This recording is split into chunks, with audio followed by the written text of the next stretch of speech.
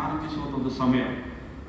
ಮುಖ್ಯವಾಗಿ ಪ್ರಾರ್ಥನೆಯಲ್ಲಿ ಹೆಚ್ಚಿನ ಸಮಯದ ಕಳೆಯುವುದು. ಈಗ ಅದನ್ನು ತಿಳಿಸಿಕೊಂಡು ಪ್ರಾರ್ಥನೆಯಲ್ಲಿ ಉಪವಾಸದಲ್ಲಿ ಹೆಚ್ಚಿನ ಸಮಯವನ್ನು ನಾವು ದೇವರ ಸನ್ನಿಧಾನದಲ್ಲಿ ನಾವು ಕಳೆದು ನಾವು ದೇವರೊಂದಿಗಿನ ನಮ್ಮ ಸಂಬಂಧವನ್ನು ತಿರುಗಿ ಹೊಸದಾಗಿ ಪುನಃಸ್ಥಾಪಿಸುವಂಥ ಒಂದು ದಿನ. ನಮ್ಮ ಪಾಪಗಳ ನಿಮಿತ್ತ, ನಮ್ಮ ದೋಷಗಳ ನಿಮಿತ್ತ, ನಮ್ಮ ಅವಿಧೇಯತೆಯ ಜೀವಿತದ ಮೂಲಕ ಅಥವಾ ನಾವು ಮಾಡುವಂಥ ಲೋಕ ಪ್ರಕಾರವಾದಂಥ ಜೀವನದಿಂದ ನಾವು ದೇವರಿಂದ ದೂರವಾಗಿರ್ತೇವೆ. ಅಂದರೆ ಈ 40 ದಿವಸಗಳ ತಿಂಡಿ ನಾವು ದೇವರೊಟ್ಟಿಗೆ ಹತ್ತಿರವಾಗುವಂಥ ಒಂದು ಸಮಯ. ಮತ್ತು ಈ ಬೂದಿ ಎನ್ನುವಂಥದ್ದು ನಾವು ಮರಣದ ಸಮಯದ ಉಪಯೋಗಿಸ್ತೇವೆ. ಮಣ್ಣು ಮಣ್ಣಿಗೆ ಸೇರಿ ಬೂದಿ ಬೂದಿದ್ದು ಧೂಳು ಧೂಳಿಗೆ ಸೇರಿ ಎಂಬುದಾಗಿ. ಅಂದರೆ ಬೂದಿ ಎನ್ನುವುದು ಮರಣಕ್ಕೆ ಒಂದು ಗುರುತು. ನಮ್ಮ ಅಹಂಭಾವ, ನಮ್ಮದಿರುವಂಥ ಸ್ವಾರ್ಥತೆ, ನಮ್ಮದಿರುವಂಥ ಪಾಪ ಎಲ್ಲಕ್ಕೂ ಒಂದು ಮರಣವನ್ನು ಅಥವಾ ಅದನ್ನು ನಾವು ಪರಿಪೂರ್ಣವಾಗಿ ಸುಟ್ಟು ಹಾಕುವಂಥ ಒಂದು ಸಮಯ ಎಂಬುದಾಗಿ. ನಾವು ನಮ್ಮ ಸ್ವಾರ್ಥತೆಯನ್ನ ನಾವು ಸುಟ್ಟು ಹಾಕುವಂಥ ಒಂದು ಸಮಯ, ಕ್ರಿಸ್ತನಲ್ಲಿ ಹೊಸ ಅಸ್ತಿತ್ವವನ್ನು ಕಂಡುಕೊಳ್ಳುವಂಥ ಒಂದು ಸಮಯ. ಮಾತ್ರ ಮುಂದೆ ನಾವು ಬೂದಿ ಅಥವಾ ಧೂಳು ಇರುವಂಥದ್ದು ನಾವು ಏನು ಅಲ್ಲ ಎಂಬುದನ್ನು, ನಾವು ಶೂನ್ಯ ಅಥವಾ ನಾವು ದೇವರಿಲ್ಲದೆ ಈ ಲೋಕದಲ್ಲಿ ನಾವು ಏನು ಅಲ್ಲ ಎಂಬುದನ್ನು ಸೂಚಿಸುವಂಥ ಒಂದು ವಿಶೇಷವಾದಂತಹ ಒಂದು ಸಮಯ. ಮುಖ್ಯವಾಗಿ ನಮ್ಮಲ್ಲಿ ಈ ಒಂದು ಪಶ್ಚಾತ್ತಾಪ, ಮಾನಸಾಂತರ ಪಡುವಾಗ ನಾವು ನೈತಿಕವಾಗಿ ನಾವು ಮತ್ತೊಂದಾವರ್ತಿ ಹೊಸ ಆರಂಭವನ್ನು ನಾವು ಮಾಡುವಂಥ ಒಂದು ಸಮಯ. ದೇವರಿಂದ ತಗ್ಗಿಸಿಕೊಳ್ಳುವಂಥದ್ದು, ದೇವರ ಕೃಪೆ ಮೇಲೆ ಅವಲಂಬಿಸಿಕೊಳ್ಳುವಂಥದ್ದು. ನಾವು ದೇವರ ಮಕ್ಕಳು, ನಮ್ಮ ಸ್ವಂತ ಸಾಮರ್ಥ್ಯ, ನಮ್ಮ ಜ್ಞಾನ, ನಮ್ಮ ತಿಳುವಳಿಕೆ, ನಮಗಿರುವಂಥ ಅಧಿಕಾರ, ಅರ್ಹತೆ, ಹಣ, ಇದರಿಂದ ನಮಗೆ ರಕ್ಷಣೆಯನ್ನು ಬದಲಾಗಿ ಕ್ರಿಸ್ತನಿಂದಲೇ ನಾವು ರಕ್ಷಣೆ, ಆತನ ಕೃಪೆಯಿಂದಲೇ ನಾವು ಜೀವಿಸುವಂತವಾಗಿದ್ದೇವೆ. ಹೀಗಾಗಿ ಈ 40 ದಿವಸಗಳು ನಾವು ದೈಹಿಕವಾದಂಥ ಅಥವಾ ಲೌಕಿಕವಾದಂಥ ಎಲ್ಲ ಆಸೆ ಆಕಾಂಕ್ಷೆಗಳಿಂದ ನಾವು ದೂರ ಇದ್ದು ನಿಜವಾದಂಥ ಒಂದು ಆತ್ಮಿಕ ಜೀವನಕ್ಕೆ ನಾವು ತಿರುಗಿ ಬರುವಂಥ ಒಂದು ಸಮಯ. ನಾವು ದೇವರ ಮಕ್ಕಳಾಗುವಂಥ ಒಂದು ವಿಶೇಷವಾದಂಥ ಒಂದು ಸಮಯ. ಇಂದಿನ ಎಲ್ಲ ವಾಕ್ಯ ಭಾಗಗಳು ಈ ಒಂದು ವಿಷಯವನ್ನು ನಮಗೆ ತಿಳಿಸುವಂಥದ್ದಾಗಿದೆ. ಇದು ನಾವು ಧ್ಯಾನಿಸುವಂಥ ಮೊದಲನೇ ಒಂದು ವಿಷಯ, ನಾವು ದೇವರ ಕಡೆಗೆ ಹಿಂತಿರುಗುವಂಥ ಒಂದು ಸಮಯ, ದೇವರ ಕಡೆಗೆ ತಿರುಗಿಕೊಳ್ಳಬೇಕಾದಂಥ ಒಂದು ಸಮಯ. ಇವನ್ನ ಪ್ರವಾದಿಗಳ 2:12 ನೋಡುವಾಗ, ನಿಮ್ಮ ಬಟ್ಟೆಗಳನ್ನ ಬದಲಾಗಿ ನಿಮ್ಮ ಹೃದಯಗಳನ್ನ ಹರಿದುಕೊಂಡು ದೇವರ ಒಂದು ಕಡೆಗೆ ನೀವು ತಿರುಗಿಕೊಳ್ಳ್ರಿ ಎಂಬುದಾಗಿ. ನಿಮ್ಮ ಬಟ್ಟೆಗಳನ್ನ ಯಾಕೆ ಬಟ್ಟೆಗಳು, ಇಸ್ರಾಯೇಲರು ಯಾವ ಪಾಪವನ್ನು ಅರಿಕೆ ಮಾಡಬೇಕಾಗಿರುವಾಗ ಅವರು ತಮ್ಮ ಬಟ್ಟೆಗಳನ್ನು ಅವರು ಹರಿದುಕೊಂಡು ಗೋಣಿ ತಟ್ಟನ್ನು ಹಾಕಿಕೊಂಡು ಬೂದಿಯ ಮೇಲೆ ಕುಳಿತುಕೊಂಡು ಅವರು ಪಶ್ಚಾತ್ತಾಪವನ್ನು ಪಡ್ತಾರೆ ಎಂಬುದಾಗಿ. ನಾವು ದಾವಿದನ ಜೀವಿತ ನೋಡುವಾಗ, ಅನೇಕ ದೇವ ಸೇವಕರ ಜೀವಿತ ನೋಡುವಾಗ ಅವರು ಗೋಣಿ ತಟ್ಟನ್ನು ಹಾಕಿ ಅವರ ಬಟ್ಟೆಗಳನ್ನು ಹರಿದುಕೊಂಡು, ಅದಕ್ಕೆ ವಾಕ್ಯದಲ್ಲಿ ನಿಮ್ಮ ಬಾಹ್ಯವಾದಂಥ ಒಂದು ಕಾರ್ಯಗಳಿಂದಲ್ಲ, ಬದಲಾಗಿ ನಿಮ್ಮ ಆಂತರ್ಯ ಹೃದಯವನ್ನ ನೀವು ಹಿಡಿದುಕೊಳ್ಳ್ರಿ ಎಂಬುದಾಗಿ. ನಿಮ್ಮ ಹೃದಯವನ್ನ ತಗ್ಗಿಸಿಕೊಳ್ರಿ ಅಥವಾ ಮುರಿದುಕೊಳ್ಳ್ರಿ.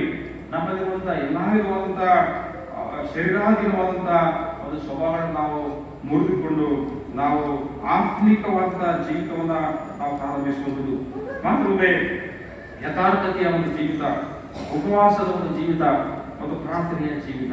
ಉಪವಾಸ ದೇವಾಕ್ಯದಲ್ಲಿ ನಾವು ದೇವಾಕ್ಯವನ್ನು ಗಮನಿಸುವಾಗ ಈ ಜಾತಿ ಉಪವಾಸ ಪ್ರಾರ್ಥನೆಯಿಂದಲೇ ಅದು ನಮ್ಮನ್ನ ಬಿಟ್ಟು ಹೋಗುವುದಿಲ್ಲ ಎಂಬುದಾಗಿ. ಸೈತಾನನ ಶೋಧನೆಗಳು, ನಮ್ಮಲ್ಲಿ ಬರುವಂತಹ ಪಾಪದ ಒಂದು ಪರಿಣಾಮಗಳು, ಇವು ನಮ್ಮ ಜೀವಿತವನ್ನು ಬಿಟ್ಟು ಹೋಗಬೇಕಾದ್ರೆ ಉಪವಾಸ ಅದು ಹೆಚ್ಚಿನ ಒಂದು ನಮಗೆ ಬಲವನ್ನು ಅದು ಕೊಡುವಂಥದ್ದು. ಅದರಿಂದ ಈ ಒಂದು ಬೂದಿ ಬುಧವಾರ ಅಥವಾ ಈ ಬೂದಿ ಅಥವಾ ಈ ಶ್ರಮಮರಣದ ಧ್ಯಾನ ದಿವಸ ನಾವು ತಿರುಗಿ ದೇವರ ಕಡೆಗೆ ಹಿಂತಿರುಗುವಂಥ ಒಂದು ಸಮಯ, ನಾವು ದೇವರ ಜೊತೆಯಲ್ಲಿ ಸಮಯವನ್ನು ಕಳೆಯುವಂತಹ ಒಂದು ಸಮಯವಾಗಿದೆ. ಅದರಿಂದ ದೇವರು ತನ್ನ ಕಡೆಗೆ ಕರೆಯುವಂತವಾಗಿದ್ದಾನೆ.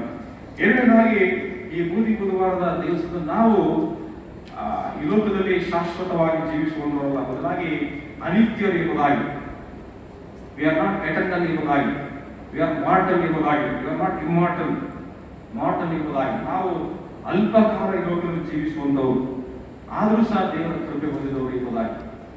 ಈ ಒಂದು ಶ್ರಮ ಮರಣದ ಧ್ಯಾನ ದಿವಸ ನಾವು ಬೂದಿ ಅಥವಾ ಏನು ಅಲ್ಲದವರು, ಮನುಷ್ಯರು ಬರೀ ಉಸಿರು ಎಂಬುದಾಗಿ, ಅವರು ಉಸಿರು ಹೋದಾಗ ಅವರ ಸಂಕಲ್ಪಗಳು ಅದೇ ರೀತಿಯಲ್ಲಿ ಅಂತಿಮವಾಗ್ತದೆ ಎಂಬುದಾಗಿ. ನಮ್ಮ ಆಸೆ ಆಕಾಂಕ್ಷೆ, ನಮ್ಮ ಉದ್ದೇಶಗಳು, ನಮ್ಮ ಯೋಜನೆಗಳು, ನಮ್ಮ ಕಲ್ಪನೆಗಳು ಎಲ್ಲವೂ ಸಹ ಅದು ಅಲ್ಲೇ ನಿಂತು ಹೋಗ್ತದೆ. ಅದರಿಂದ ನಾವು ಅನಿತ್ಯರಾಗಿದ್ದೇವೆ. ನಾವು ಮಾನವರು ಎಂಬುದಾಗಿ, ಮನುಷ್ಯರು ಮಾತ್ರದು, ನಾವು ಅನಿತ್ಯರು ಅಥವಾ ತಾತ್ಕಾಲಿಕವಾಗಿ ಲೋಕದಲ್ಲಿ ಜೀವಿಸುವಂಥವರು. ಆದ್ದರಿಂದ ಇಲ್ಲಿ ಯೇಸು ಸ್ವಾಮಿ ಅನ್ನುವಂಥ ಮಾತು ಇಲ್ಲಿ ನಾವು ಅನಿತ್ಯರಾದ ಸಹ ಯೇಸು ಸ್ವಾಮಿಯ ರಕ್ತದ ಮೂಲಕ ನಾವು ಹೊಸ ಜೀವನ ಹೊಂದಿಕೊಳ್ತೇವೆ ಎಂಬುದಾಗಿ, ನಾವು ನಿತ್ಯ ಜೀವನ ಹೊಂದಿಕೊಳ್ತೇವೆ. ಎಂದಿಗೂ ನಾವು ನಶಿಸಿ ಹೋಗದಂತ ನಿತ್ಯ ಜೀವಕ್ಕೆ ನಾವು ಭಾಗಿಸ್ತೇವೆ ಎಂಬುದಾಗಿ ನಾವು ದೇವರ ಕೃಪೆ ಹೊಂದಿದೆವು. ಮತ್ತು ಮೂರನೇದಾಗಿ, ಹೊರಗಿನ ಆಚರಣೆಗಳಿಗಿಂತ ಆಂತರ್ಯದ ಒಂದು ಬದಲಾವಣೆ ಬಹಳ ಪ್ರಾಮುಖ್ಯ ಎಂಬುದಾಗಿ ನಾವು ಮಧ್ಯಾಹ್ನ ಮಾಡಿದ ಸುವಾರ್ತೆ 6ನೇ ಅಧ್ಯಾಯ 1-6ನೇ ವಚನ ಓದಿ ಕೇಳಿದೀವಿ. ಜನರು ನೋಡಲಿ ಎಂದು ನಿಮ್ಮ ಧರ್ಮ ಕಾರ್ಯಗಳು ನಾವು ಮುಂದೆ ಮಾಡಬಾರದು ಎಂಬುದಾಗಿ, ಈ ಉಪವಾಸಗಳು, ಈ ಪ್ರಾರ್ಥನೆಗಳು ನಾವು ಕೊಡುವಂತ ಕಾಣಿಕೆ ಜನರು ನೋಡಬೇಕೆಂಬುದಾಗಲ್ಲ, ಬದಲಾಗಿ ಅಂತರಂಗದಲ್ಲಿ ನಿಮ್ಮ ಅಂತರಂಗವನ್ನು ಬಂದಂತ ದೇವರು ಅದನ್ನು ನೋಡಬೇಕೆಂಬುದಾಗಿ. ಹಾಗೆ ಮಾಡಿದರೆ ಪರಲೋಕದ ನಮ್ಮ ತಂದೆಯ ಹತ್ತಿರ ನಿಮಗೆ ಫಲ ದೊರೆಯುವುದು ಎಂಬುದಾಗಿ. ಯಾವುದೇ ಒಂದು ಪ್ರಾರ್ಥನೆ, ಉಪವಾಸಗಳು ಅಥವಾ ಯಾವುದೇ ಒಂದು ಆಧ್ಯಾತ್ಮಿಕ ಕಾರ್ಯವನ್ನು ನೋಡುವಾಗ ಅದು ಆ ಗುಪ್ತವಾದ ರೀತಿಯಲ್ಲಿ ದೇವರಿಗೂ ನಮಗೂ ಮಾತ್ರ ಗೊತ್ತಾಗುವಂತಹ ರೀತಿಯಲ್ಲಿ ನಾವು ಅದನ್ನು ಮಾಡಬೇಕೆಂಬುದಾಗಿ. 3ನೇ ವಚನದಲ್ಲಿ ನಿನ್ನ ಬಲಗೈ ಮಾಡಿದ್ದು ಎಡಗೈಗೂ ತಿಳಿಯಬೇಕು ಎಂಬುದಾಗಿ. ಅಂತರಂಗದಲ್ಲಿ ನಡೆಯುವುದು ನೋಡಿ ನನ್ನ ತಂದೆ ನಿನಗೆ ಫಲ ಕೊಡುವುದು ಎಂಬುದಾಗಿ. ನಮ್ಮ ಒಳಗಿನ ಒಂದು ಬದಲಾವಣೆ, ರೂಪಾಂತರ, ನಮ್ಮ ಹೊರಗಿನ ತೋರಿಕೆಯಲ್ಲ.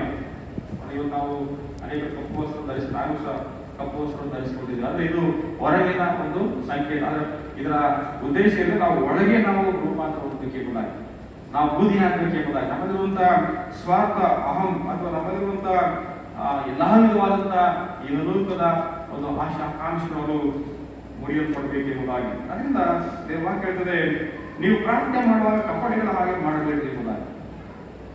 ನೀವು ದೇವವಾಕ್ಯ ನೋಡ್ತೇವೆ, ನಿನ್ನ ಏಕಾಂತವಾದ ಕೋಣೆಗಳಿಗೆ ಹೋಗಿ ಬಾಗಿಲನ್ನು ಮುಚ್ಚಿಕೊಂಡು ಅಂತರಂಗದಲ್ಲಿಯೂ ಇರುವ ನಿಮ್ಮ ತಂದೆಗೆ ಪ್ರಾರ್ಥನೆ ಮಾಡಿ ಎಂಬುದಾಗಿ.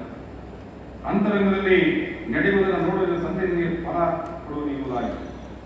ದೇವರಿಂದ ಆಶೀರ್ವಾದ ಹೊಂದಬೇಕಾದ್ರೆ ನಮ್ಮ ಹೊರಗಿನ ಯಾವುದೇ ಒಂದು ಆಚರಣೆ ಇಲ್ಲ, ಬದಲಾಗಿ ಆಂತರ್ಯದ ಒಂದು ಬದಲಾವಣೆ. ಕೆಲವೊಮ್ಮೆ ನಾವು ಈ ಗುರುವಾರದಂದು ಅನೇಕರು ಕೆಲವೊಂದು ಆಹಾರ ನಾವು ತ್ಯಜಿಸ್ತೇವೆ, ಮಾಂಸಾಹಾರವನ್ನು ತ್ಯಜಿಸ್ತೇವೆ, ಅಥವಾ ಒಂದು ಉಪವಾಸ ಮಾಡ್ತೇವೆ, ಅಥವಾ 2 ಹೊತ್ತು ಉಪವಾಸ ಮಾಡುವುದು, ಅಥವಾ ಸಂಭ್ರಮಗಳನ್ನ ಆಚರಣೆಗಳನ್ನು ಮಾಡದೇ ಇರುವುದು, ಇವೆಲ್ಲವೂ ಸಹ ಒಳ್ಳೆಯದು. ಆದರೆ ಇದು ನಮ್ಮ ಆಂತರ್ಯದಲ್ಲಿ ಪ್ರಾರಂಭವಾಗಬೇಕೆಂಬುದಾಗಿ, ಬದಲಾಗಬೇಕಾಗಿರುವಂಥದ್ದು ನಮ್ಮ ಒಂದು ಆಂತರ್ಯ. ನಾವು ಲೋಕದ ಆಶೆಗಳಿಂದ ನಾವು ದೂರವಾಗಿರುವುದು, ಕಣ್ಣಿನ ಆಶೆಯಿಂದ ನಾವು ದೂರವಾಗುವಂಥದ್ದು, ಅಥವಾ ನಮ್ಮಲ್ಲಿರುವಂತಹ ವಿರುದ್ಧವಾದಂತಹ ಸ್ವಭಾವಗಳನ್ನು ತ್ಯಜಿಸುವುದು, ದ್ವೇಷ, ಅಸೂಯೆ, ಹೊಟ್ಟೆ ಕಿಚ್ಚು, ಅಥವಾ ಬೇರೆಯವರ ಬಗ್ಗೆ ನಾವು ತಪ್ಪಾಗಿ ಮಾತನಾಡುವಂಥದ್ದು, ಇವೆಲ್ಲವನ್ನ ನಾವು ನಿಯಂತ್ರಿಸಬೇಕೆಂಬುದಾಗಿ. ನಾವು ಆಹಾರವನ್ನು ಮಾತ್ರವಲ್ಲ, ನಮ್ಮ ಮಾತು, ನಮ್ಮ ಆಲೋಚನೆಗಳು ಅದು ಒಂದು ವೇಳೆ ಇತರಿಗೆ ಹಾನಿಕರವಾಗಿದ್ದರೆ ಅದನ್ನು ನಿಯಂತ್ರಿಸಬೇಕೆಂಬುದಾಗಿ. ನಾವು ದೇವರ ಸನ್ನಿಧಾನದಲ್ಲಿ ನಾವು ಈ ವಿಷಯವನ್ನು ತ್ಯಜಿಸಬೇಕೆಂಬುದಾಗಿ. ಈ ಬಾಹ್ಯವಾದಂಥ ನಮ್ಮ ವಸ್ತ್ರ, ನಮ್ಮ ಆಹಾರ, ನಮ್ಮ ಉಳಿದೊಳಗೆ ಆಗಬೇಕಂತ ಬದಲಾವಣೆಗಾಗಿ ಅದನ್ನು ಸೂಚಿಸುವಂತಹ ಒಂದು ಆಚರಣೆ ಮಾತ್ರ. ನಾವು ಮಾಂಸಾಹಾರ ಬಿಟ್ಟು ನಾವು 1-2 ಕೆಜಿ ಕಮ್ಮಿ ಆಗ್ಬೋದು, ಆದರೆ ದೈಹಿಕವಾದ ಬದಲಾವಣೆ, ಬದಲಾಗಿ ಹೃದಯದ ಒಂದು ಪರಿವರ್ತನೆ, ಹೃದಯದ ಒಂದು ಮಾನಸಾಂತರ. ಮಾತ್ರ ನೋಡ್ತೇವೆ, ದೈಹಿಕವಾದಂತಹ ಒಂದು ವ್ಯಾಯಾಮ ಸ್ವಲ್ಪ ಮಟ್ಟಿಗೆ ಅದು ಸಹಾಯಕ, ಆದರೆ ಆತ್ಮಿಕವಾದಂತಹ ಒಂದು ಪರಿವರ್ತನೆ ಅದು ಎಲ್ಲ ರೀತಿಯಲ್ಲಿಯೂ ಭಕ್ತಿ ಎನ್ನುವಂಥದ್ದು ಎಲ್ಲದಕ್ಕೂ ಅದು ಸಹಾಯಕ ಎಂಬುದಾಗಿ. ಅದರಿಂದ ಅದನ್ನ ನಾವು ಪ್ರತಿದಿನ ನಾವು ಬಿಡುವಂಥದ್ದು, ನಮ್ಮಲ್ಲಿರುವಂತಹ ದೇವರಿಗೆ ವಿರುದ್ಧವಾಗಬೇಕಾಗಿ, ನಮ್ಮ ನೆರೆಯವರ ವಿರುದ್ಧವಾಗಿ ಇತರಿಗೆ ಹಾನಿಕರವಾದಂತಹ ಕಾರ್ಯಗಳು ನಮಗಿರುವುದಾದರೆ ಅದರಿಂದ ಇದು ನಿಜವಾದಂಥ ಉಪವಾಸ ಹೊರದೇವರು. ಅದರಲ್ಲಿ ದೇವವಾಕ್ಯ ನೋಡ್ತೀವಿ, ಅಂತರಂಗದಲ್ಲಿ ಬದಲಾವಣೆ ಹೊಂದಬೇಕೆಂಬುದಾಗಿ. ಈ ಹೊರಗಿನ ಎಲ್ಲ ಆಚರಣೆಗಳು ಅದರಲ್ಲಿ ಒಳಗಿನ ಬದಲಾವಣೆಗೆ ಅದು ಪೂರಕವಾಗಿರಬೇಕೆಂಬುದಾಗಿ. ಅದರಿಂದ 14 ನಿಮಿಷದಲ್ಲಿ ನೀವು ಉಪವಾಸ ಮಾಡುವಾಗ ಕಪ್ಪಡಿಗಳಂತೆ ಮುಖವನ್ನು ಸಫಾಯಿ ಮಾಡಿಕೊಳ್ಬೇಕೆಂಬುದಾಗಿ. ನೀವು ಮಾಡುವಂಥ ನಿಮ್ಮ ಬದಲಾವಣೆ, ನೀವು ಮಾಡುವಂಥ ವಿಷಯಗಳು ಅದು ದೇವರಿಗೆ ಮಾತ್ರ ಅದು ವ್ಯಕ್ತವಾಗಬೇಕೆಂಬುದಾಗಿ. 19ನೇ ಭೂಲೋಕದಲ್ಲಿ ಗಂಟು ಮಾಡಿ ಇಟ್ಟುಕೊಳ್ಬೇಕೆಂಬುದಾಗಿ. ಇಲ್ಲಿ ಅಂತ ಅದು ನುಸಿ ಹಿಡಿದು ಕಿಲುಬತ್ತಿ ಕೆಟ್ಟು ಹೋಗುವುದು, ಅಲ್ಲಿ ಇಲ್ಲಿ ಕಳ್ಳರು ಕನ್ನಾಪುರದ ಕಲಿಯುವುದು, ಪರಲೋಕದಲ್ಲಿ ಗಂಟು ಮಾಡಿಕೊಳ್ಳಬೇಕೆಂಬುದಾಗಿ. ಪರಲೋಕದ ಒಂದು ಮೌಲ್ಯಗಳನ್ನ ಧರಿಸಿಕೊಳ್ಳುವಂಥ ಪ್ರಯತ್ನ ಈ ಶ್ರಮ ಮರಣದ ಧ್ಯಾನ ದಿವಸಗಳಲ್ಲಿ ಆಗಬೇಕೆಂಬುದಾಗಿ. ಮತ್ತು ನಾಲ್ಕನೇ ಒಂದು ವಿಷಯ, ಶ್ರಮ ಮರಣ ದಿನಗಳಲ್ಲಿ 3 ಅಸ್ಥಿವಾರಗಳು. ಇದು ಅನೇಕ ಸಭೆಗಳಲ್ಲಿ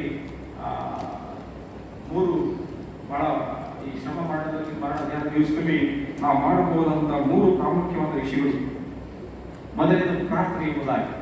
ಹೆಚ್ಚಿನ ಸಮಯವನ್ನು ಪ್ರಾರ್ಥನೆ ಕಳೆಯುವುದು, ನಾವು ದೇವರೊಟ್ಟಿಗೆ ಸಂಭಾಷಿಸುವುದು. ಇವತ್ತು ನಾವು ಹೆಚ್ಚಿನ ಸಮಯ ನಾವು ಮೊಬೈಲ್ನೊಟ್ಟಿಗೆ ನಾವು ಸಂಭಾಷಣೆ ಮಾಡ್ತೇವೆ ಅಥವಾ ಮಾಧ್ಯಮಗಳೊಟ್ಟಿಗೆ ನಾವು ಸಂಭಾಷಣೆ. ಆದರೆ ಈ ಶ್ರಮ ಮಾಡುವ ಧ್ಯಾನ ದಿವಸ ನಾವು ಹೆಚ್ಚಿನ ಸಮಯ ದೇವರಿಂದ, ಅಂದರೆ ನಾವು ದೇವರಿಗೆ ಸಮಯ ಕಳೆಯಬೇಕೆಂಬುದಾಗಿ. ಒಂದು ವೇಳೆ ಉಪವಾಸ, ಮೊಬೈಲ್ಗೂ ಉಪವಾಸನ ಕೊಡುವುದು. ಈ ತಿಂಗಳು ನಾವು ಒಂದು ವೇಳೆ ಮೊಬೈಲ್ ರೀಚಾರ್ಜ್ ಮಾಡ್ತಿರ್ಬೋದು ಅಥವಾ ಡಾಟಾ ರೀಚಾರ್ಜ್ ಮಾಡಿದ್ರೆ ಬರೀ ನಾವು ಫೋನ್ ಕಾಲ್ನ ಮಾಡಿದ್ರೆ ನಾವು ಇರ್ಬೋದ, ಮಾಂಸದಿಂದ ಇರ್ಬೋದು, ಆದರೆ ಮೊಬೈಲ್ ಇರೋಕ್ಕಾಗಲ್ಲ. ಅನೇಕ ಒಂದು ಇಂಥ ಒಂದು ವಿಷಯ ನಾವು ನಮ್ಮನ್ನು ಒಳಪಡಿಸ್ಕೊಂಡಿದ್ದೇವೆ.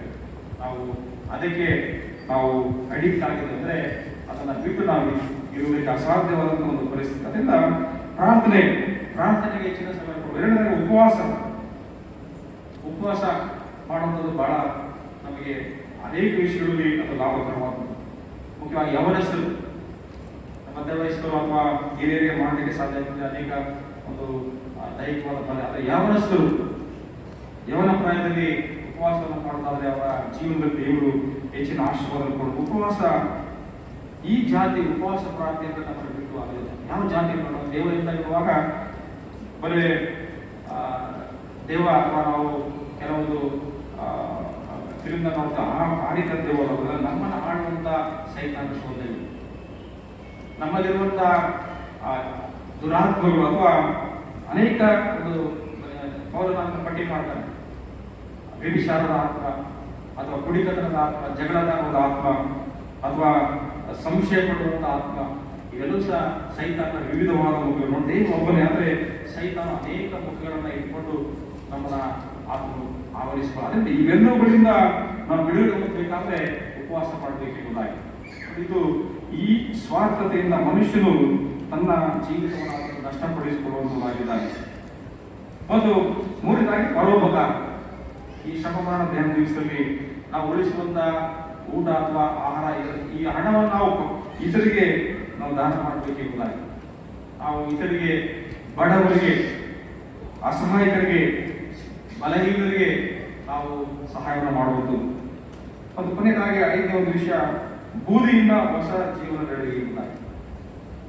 ಈ ಒಂದು ಶ್ರಮ ಮರಣ ಧ್ಯಾನ ದಿವಸ ಬೂದಿಯಿಂದ ಪ್ರಾರಂಭವಾಗಿ ಯೇಸು ಸ್ವಾಮಿಯ ಅನೇಕ ಶ್ರಮೆ, ಆತನು ಮಾಡಿರ್ತಕ್ಕಂಥ ಅವಮಾನ, ನಿಂದೆ, ಅಪಮಾನ, ನೋವು, ನಿರಾಶೆಗಳು, ಆತನು ತಿಂದಂಥ ಪೆಟ್ಟು, ಆತನ ಒಂದು ಗಾಯಗಳು, ಇವೆಲ್ಲವನ್ನು ಧ್ಯಾನಿಸಿದರೆ ಈ ಶ್ರಮ ಮರಣದ ಅಂತ್ಯ ಅದು ಪುನರುತ್ಥಾನದ ಒಂದು ಜಯದ ಒಂದು ಸಂದೇಶ.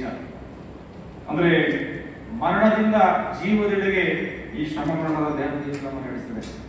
ನಾವು ಮುರಿಯಲ್ಪಡೋದ್ರಿಂದ, ತಗ್ಗಿಸಿಕೊಳ್ಳೋದ್ರಿಂದ ನಾವು ಏನು ಅಲ್ಲ, ಬೂದಿ ಎಂಬುದಾಗಿ ನಾವು ಶೂನ್ಯವಾಗಿ ನಮ್ಮನ್ನು ಮಾಡಿಕೊಳ್ಳುವಾಗ ನಮ್ಮ ಜೀವನದಲ್ಲಿ ಹೊಸ ಕಾರ್ಯಗಳು ಪ್ರಾರಂಭವಾಗುತ್ತದೆ ಎಂಬುದಾಗಿ ನಾವು ಹೊಸ ಒಂದು ಆರಂಭವನ್ನು ದೇವರು ಕೊಡುವಂತಾಗಿದ್ದಾರೆ. ಮುರಿಯಲ್ಪಡುವಿಕೆಯಿಂದ ಪುನಃಸ್ಥಾಪನೆ ಎಂಬುದಾಗಿ. ಕುಗ್ಗಿದ ಮನಸ್ಸೇ ದೇವರಿಗೆ ಇಷ್ಟ ಇಲ್ಲ. ಪಶ್ಚಾತ್ತಾಪದಿಂದ ಧ್ವಜಲ್ಪಟ್ಟಂತ ಮನಸ್ಸನ್ನ ದೇವರನ್ನು ಮೆಚ್ಚುವಂತಾಗಿದ್ದಾರೆ ಎಂಬುದಾಗಿ. ಅದರಿಂದ ನಮ್ಮ ಪಾಪಗಳು ಮುರಿಯಲ್ಪಡುವಾಗ ಮಾತ್ರ ನಮ್ಮ ಜೀವನದಲ್ಲಿ ಬದಲಾವಣೆ, ಹೊಸ ಕಾರ್ಯಗಳನ್ನು ಪ್ರಾರಂಭವಾಗೋದಕ್ಕೆ ಸಾಧ್ಯ. ಅನೇಕ ಸಂದರ್ಭದಲ್ಲಿ ನಾವು ಹೊಸ ವಿಷಯವನ್ನು ನಿರೀಕ್ಷಿಸ್ತೇವೆ. ಈ ಆಶೀರ್ವಾದಗಳು ಬೇಕೆಂಬುದನ್ನು ನಾವು ಬಯಸ್ತೇವೆ, ಆದರೆ ಅದನ್ನು ಸಿಕ್ಕುವುದಿಲ್ಲ. ಯಾಕಂದರೆ ನಾವು ಇನ್ನೂ ಮುರಿಯಲ್ಪಡುವುದರಲ್ಲಿ ನಾವು ಹಿಂದೆ ಬಿದ್ದಿದ್ದೇವೆ. ನಾವು ತಗ್ಗಿಸಿಕೊಳ್ಳುವುದರಲ್ಲಿ ನಾವು ಹಿಂದೆ ಬಿದ್ದಿದ್ದೇವೆ.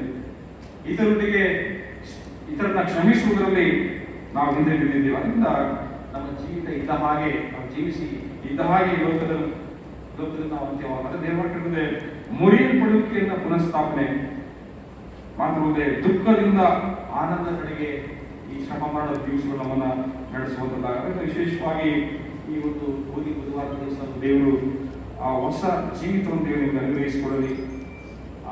ಅನೇಕ ಆಶೀರ್ವಾದಗಳನ್ನು, ನಿಮ್ಮ ಸಮಸ್ಯೆಗಳನ್ನು ಈ ದೇವರು ಪರಿಹರಿಸುವುದಕ್ಕೆ ಇದು ಸಹಾಯಕವಾಗಿರಲಿ. ನಿಮ್ಮ ದುಃಖವನ್ನು ಹೋಗಲಾಡಿಸಿ ದೇವರು ಸಂತೋಷವನ್ನು ದಯಪಾಲಿಸಲಿ. ನೀವು ನಿರೀಕ್ಷಿಸುವಂತಹ ಆಶೀರ್ವಾದಗಳನ್ನು ದೇವರು ನೀಡಲಿಕ್ಕಾಗುತ್ತೆ. ದೇವರು ನಮ್ಮನ್ನು ಮುನ್ನಡೆಸಲಿ. ಮುಖ್ಯವಾಗಿ ಈ ದಿನ ನಮ್ಮನ್ನು ನಾವು ಆತ್ಮಾವಲೋಕನ ಮಾಡಿಕೊಳ್ಳುವಂಥ ದಿವಸ, ನಮ್ಮನ್ನು ಪರೀಕ್ಷಿಸಿಕೊಳ್ಳುವಂಥ, ವಿಮರ್ಶೆ ಮಾಡಿಕೊಳ್ಳುವಂಥ ಒಂದು ಸಮಯ. ಅಥವಾ ನಮ್ಮಲ್ಲಿರುವಂಥ ದೋಷ ಏನು, ಕನ್ನಡಿಯ ಮುಂದೆ, ದೇವರ ವಾಕ್ಯವಿರುವಂಥ ಕನ್ನಡಿಯ ಮುಂದೆ ನಿಂತು ನಮ್ಮ ಜೀವಿತವನ್ನು ನಾವು ವಿಮರ್ಶೆ ಮಾಡಿಕೊಳ್ಳುವಂಥ ಒಂದು ಸಮಯ. ನಾವು ಹೇಗಿದ್ದೇವೆ, ನಮ್ಮ ಜೀವಿತ ಹೇಗಿದೆ, ನಾನು ಬದಲಾಯಿಸಿಕೊಳ್ಳಬೇಕಾದಂಥ ವಿಷಯ ಏನು, ನನ್ನ ಜೀವನ ಆಶಿಸಲ್ಪಡಬೇಕಾದ್ರೆ ನಾನು ಏನು ಮಾಡಬೇಕು ಅಂತ ಒಂದು ಆಲೋಚನೆಯನ್ನು ಮಾಡುವಂಥ ಸಮಯ. ಅದರಿಂದ ವಿಶೇಷವಾಗಿ ಈ ಒಂದು ದಿನ ಅಥವಾ ಈ ಒಂದು ಶ್ರಮವನ್ನು ಧ್ಯಾನಿಸುವುದು ಅರ್ಥಗರ್ಭಿತವಾಗಿ ನಾವು ಅದನ್ನು ಕಳೆಯೋಣ. ಮಾತ್ರ ಒಂದೇ ನಾವು ಮುರಿಯಲ್ಪಡುವುದಕ್ಕಾಗಿ, ನಾವು ತಗ್ಗಿಸಿಕೊಳ್ಳುವುದಕ್ಕಾಗಿ, ದೀನತೆಯ ಜೀವಿತಕ್ಕೆ, ಪಶ್ಚಾತ್ತಾಪದ ಜೀವಿತಕ್ಕೆ, ಮಾನಸಾಂತರದ ಜೀವಿತಕ್ಕೆ ದೇವರು ನಮ್ಮನ್ನು ಕರೆಯುವಂತಾಗಿದ್ದ. ನಮ್ಮ ಬಟ್ಟೆಗಳನ್ನು, ನಮ್ಮ ಹೃದಯಗಳನ್ನು ಅರಿತುಕೊಂಡು ನಾವು ದೇವರ ಕಡೆಗೆ ಹಿಂದಿರುಗೋಣ. ದೇವರ ವಾಕ್ಯವನ್ನು ಆಶ್ರಯಿಸಿ ಬಲಪಡಿಸಲಿ. ಆಮೇಲೆ ಎಲ್ಲ ಗ್ರಹಿಕೆಯನ್ನು ಮೀರುವ ದೇವರ ಶಾಂತಿ